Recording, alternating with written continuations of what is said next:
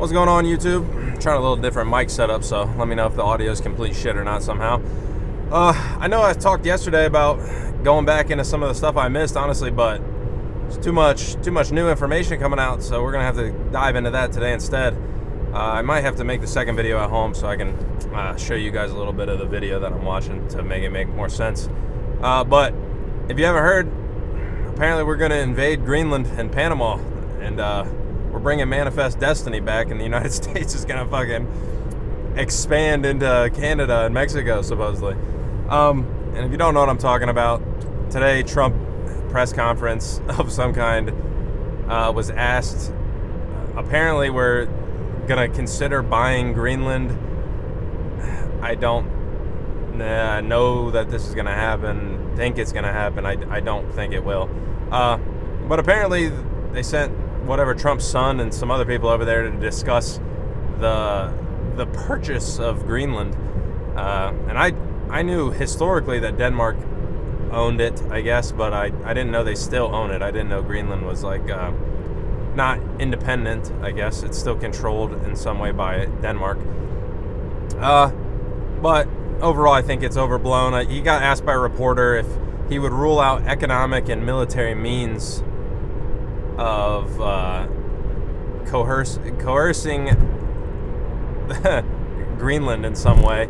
I don't know how you can compare economic and military like that. Like, if we say, hey, we would like some access to Greenland for the natural resources, and we'll give you economic, like we'll trade certain things for it, like we'll reduce all your guys' imports, or we'll drop these supposed tariffs we're going to put on everybody else for you guys because you'll let us have access to some of this stuff. That's not really the same as we'll come over there with our military and just take the shit. We do have a military base there. Strategically, as far as I understand, it's pretty important. You can go straight from Greenland pretty much right into Russia if you go right over the top, North Pole. If you take the North Pole route. And then economically, just I don't know much about Greenland, to be honest, but natural resource rich, and it's pretty barren / empty. It's just ice. I mean, a big chunk of it's just like ice sheets, but underneath supposedly there's natural gas and oil, and there's not that many people that live there, so you don't have to go around these people to get access to the natural resources. My immediate thought, fucking yeah, buy it. I don't know. Sure, if we can buy Greenland somehow. I mean, you got to show some cost benefit. You can't be like, we're gonna just drop whatever $5 trillion and buy Greenland from Denmark or whatever the hell is gonna happen. You got to show, here's what we got natural resource wise. We're gonna pool oil, natural gas, blah blah blah. It's not gonna become a state. That's never gonna happen. Like I said, a lot of this is never gonna happen. I mean, could we maybe buy it? Probably not. That's like the barely the most likely. Will we invade it and take Greenland? No, we will not. And maybe the most likely thing is just a trade deal of some kind that we get access to develop it, or get some access to the natural resources or something, maybe. If that even happens. I don't think it really will. And a similar thing's going on with Panama, and I was gonna brush up on my history a little bit, because all I really remember is the United States. I don't think we completely paid for it, but we paid for a large chunk of the Panama Canal construction. Honestly, Panama Canal, if you don't know what it is, in Panama, the little connecting piece, little country down there at the bottom of Central America and the top of South America, basically the thinnest point, through a thing of like, what are they called, locks? Levees, locks, and there's lakes in between, like natural lakes, and then there's a bunch of man-made locks that lift the boats up and down. You can change the water elevation within the lock by pumping in or pumping out the water. You can move the ships basically from Atlantic Ocean to Pacific Ocean. America helped build that a long time ago. I think we technically had control over Panama completely, like during the World War II. I don't know I can't remember when we gave it up and gave it back to Panama. I guess like full control is now in Panama's hands. I don't think Panama is like a U.S. territory anymore, but we built it. Apparently we gave it away. I don't know why you would really give it away. Maybe a sign of good faith or something like that. But that's huge trade power. Like, I mean, you can move ships. I know during COVID this happened where these ships got clogged up at Panama. It's happened in the past. There's just ships sitting in the ocean while they wait. But we paid to build it originally, at least in a big part paid to build it, because one, the trade. Obviously, you connect the two oceans. You don't have to sail all the way around South America. It saves a bunch of time. But I believe a bigger major part was militarily trying to be able to have access to bring our Atlantic fleet into the Pacific and vice versa, back and forth. Besides that, like I said, you'd have to sail all the way around South America to get there, and it's way fucking long. I can't remember the exact difference of time it takes, but I'm assuming it's like 10 or 15 days to go from like Florida to California by ship if you go through Panama, and maybe another 20 or 30 days, like add a month or something if you had to go all the way around South America. So it's a big difference. Excuse me. But we're dealing with this thing where, I mean, it's just sensational. Of course, I don't think we're gonna invade Panama either. If we paid for it, though, I don't know why we gave it back. Why don't we take control over it in the sense of if we had to pay them some economic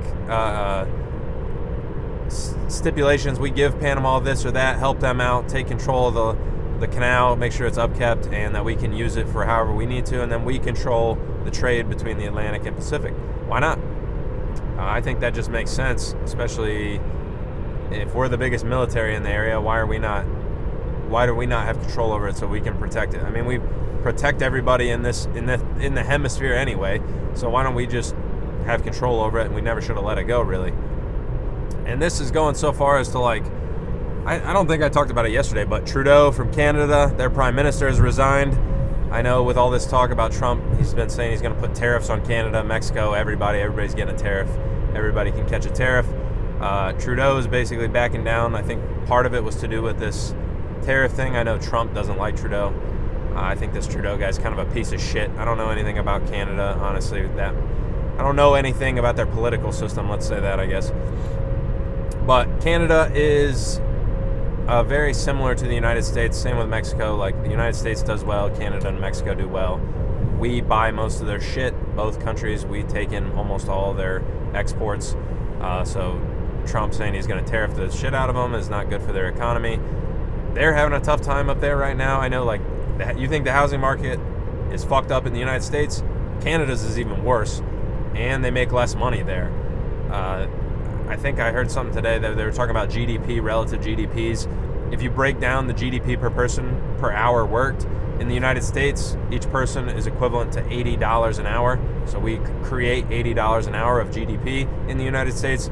Canada's only $50 an hour, and their houses are actually more expensive than the United States. So they're absolutely fucked on the housing market front. And I think in general their taxes are quite a bit higher because they have a universal healthcare system, like a state-funded healthcare system, taxpayer-funded healthcare system, I guess, a state-run healthcare system.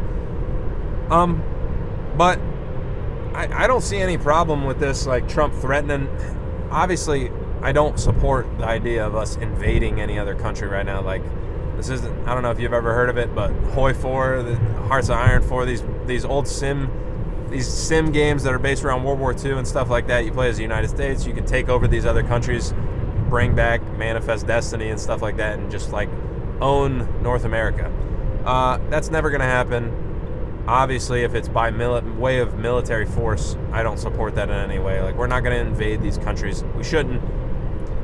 You shouldn't be.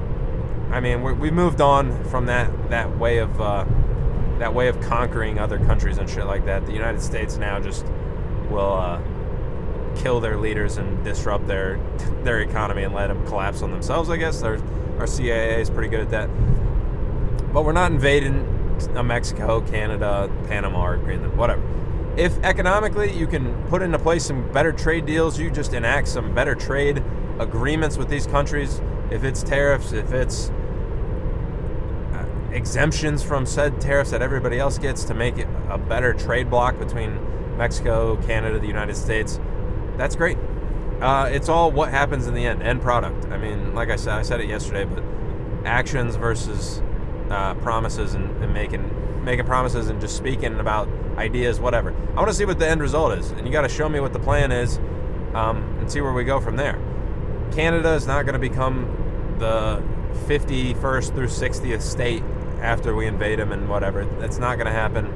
Obviously, it would have other terrible implications, but it would explode our political system, like the Senate and Congress would all be fucked. It's not going to happen. Better idea. Let's get some better, fairer trade agreements between us. And overall, I think it's indicating a weird shift that we're getting into. And I'll get into that in the next story, too, because it actually intertwines pretty solidly. But this, Biden's out. Trudeau's out. If you don't know about Trudeau, pretty solidly liberal guy from Canada, their prime minister. Sorry, I can't fucking breathe. The weather's fucking my nose up. Very anti-Trump guy. Very, I don't know if you watched during COVID where they went after all these truckers, debanked these people because they disagreed with the government. Canada is like, I don't know, maybe a halfway point between the United Kingdom and America. Leans more towards what Great Britain has going on as far as like their censorship and just the way their government will crack down on people who dissent and stuff like that. And not to mention back in the day, he did some solid blackface, and I think that should have been disqualifying, but I think he's just overall just a piece of shit, and I think he's honestly just a liar. Like, I think he's just going along to get along type guy. He's smooth sailing when his government agrees with him, and now, like I said, I think the tide's beginning to turn. We're kind of leaning into this more conservative movement, more populist movement. The United States is doing it, now Canada's doing it. You see some of these European countries doing it. People are kind of getting tired of the shit, and I think it's not so much the cultural things. I think it all goes back to it's the economy, stupid. Right now we're in tough economic times. Pretty much all the parties that are in control of all these countries were liberal. Our United States one is Democrat. And if it would have been conservatives, Republicans in control of the United States while this is all going on, they would have been kicked out of office too. I think people can feel the shift coming, and times have been getting tougher for the last couple years. It definitely isn't getting any better, no matter how many lies they want to tell you, no matter how high the stock market is. Shit's getting tougher and tougher for the regular person. Canada's feeling it. United States is feeling it. If the United States feels it, everybody else feels it, kind of in a weird way. We lead the way globally, I guess, technically, economically, and China's having its own little collapse over there right now. They're doing their thing. Europe is struggling. America's done the best and is still struggling. Canada's getting fucked up. Mexico, overall, I've never been, but some parts dangerous, not great. Cartels have quite a bit of control down there. I'm sure there's beautiful parts of Mexico too. My family is originally from Mexico a long time ago, so maybe I need to check it out and see what's going on. I'd like to go back, but I'm not trying to get killed going to Mexico just because they know I don't know if it works that way, but I know you'll stick out like a sore thumb if you don't fit in. Obviously, they're going to know you're American when you don't know how to speak Spanish fluently, and you're gonna stick out because you're different. But maybe because you're an American, they don't fuck with you because Americans just bring money for the most part and kind of stimulate their economy. Who knows? But overall, a lot of this shit's not going to happen. I think it's funny. It's food for thought, whatever. If you can show to me that there's a good reason to buy Greenland and we can benefit from the development of it and maybe get some solid natural resources and become more energy independent, hey, go for it, dog. Whatever. They're going to spend the money anyway. I've been saying it on this channel for the whole time. The government spends money like it's nobody's fucking business. If you can show to me that it at least makes sense as an investment, that, hey, we put a bunch of money in to do this thing, and then we're going to get good returns on the money. Instead of the government, the way they operate nowadays is give us your money and we'll promise you good things in the future, but really we're just going to take more money from your kids to then fulfill the promises that we gave you back in the day. So it's just a weird pyramid scheme we've been running. But if you can show me there's an investment with a return and a positive payoff at the end, hey, that's a step in the right direction in my mind. So we'll see where it goes. I think it's funny overall. Like I said, what are we going to do? Drop it back to the 1800s, manifest destiny? We deserve to conquer all this shit. I mean, we took Mexico once. Yeah, we gave it back to them at the end of it, I guess, after that war. But I don't think you got anything to worry about, to be honest. I think really the prosperity should come from, hey, let's make these agreements fair. Quit fucking killing us on trade where we buy all your shit and you don't buy any of our shit. We move all our manufacturing to China and Mexico and like Southeast Asia. And let's try to even the playing field a little bit. That's fine with me. And if we got to buy Greenland in the process, fuck it. And if Denmark doesn't want it to happen, what the hell are you going to do, Denmark? I mean, what? They're part of NATO. We fund fucking NATO. Like, what, 60% of NATO is just United States funding, so I don't know how that works. Denmark ain't gonna do shit. This isn't the fucking whatever, the Dutch East Indies and stuff like that. Like, back in those days when Denmark and the Netherlands had these giant powerful fleets and stuff like that. Denmark ain't shit these days. So good luck stopping us if we wanted to do something about it, but that'll never happen. Maybe we can work something out with the people who actually live in Greenland and not the Denmark government who thinks they have control over something that's a couple thousand miles away. So, who knows? I'm going to try to make another video when I get home about Facebook, because that's big news too. Old Zuckerberg's apparently changing his tone over there. I don't know. If you got something out of the video, like it, drop a like, subscribe, comment, please, say something, let me know. Let me know what you think. What's our likelihood of invasion? Let's go to, I guess we're going to gear up for war against countries that definitely can't fight back. I mean, it'd be a little change from the Middle East wars that we've been going through in the past. At least it'd be on our side of the planet. But, I don't know. If you didn't like it, tell me why. I'll catch you guys hopefully later today.